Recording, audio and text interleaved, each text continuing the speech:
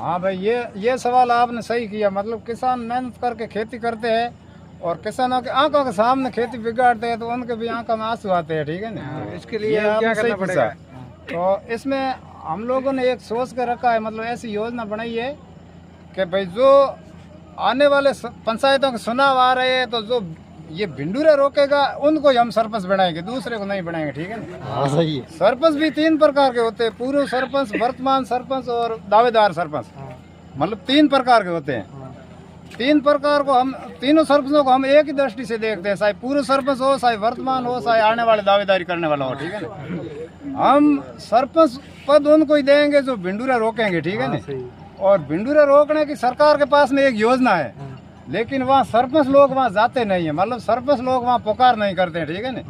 वो एक भले मैंने के बड़े रोंग कहो है कि भाई रोए टाल तो वो भी माई को दे, तो ये सरपंच नहीं रोवे जना वो सरकार इन बंदोबस्त को करें, ठीक है ना।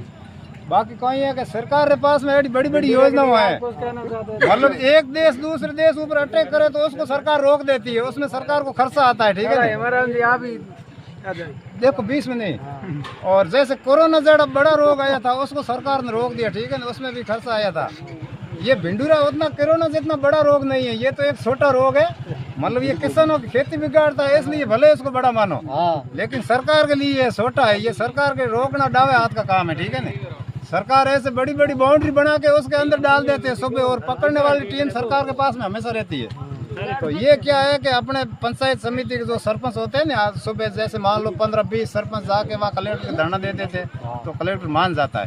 तो ऐसी बात है जो अपने आगे आने वाले टाइम के अंदर मतलब सरपंच उसी को ही बनाना है जो भिंडूरों के मतलब बंदोबस्त करे, ठीक है। ये बात है हमारे पास में। अभी तो आप 4 महीना कैसे भी करके चलाओ, लेकिन अभी क्या है कि सर्दी के मौसम में मतलब ये पंचायत के चुनाव आ रहे हैं, तो उसमें ये ध्यान रखना है जो भिंडूरा रोकने की गारंटी ले उसको ही सरपंच बनाया जाए। ये बात है आपने ठीक।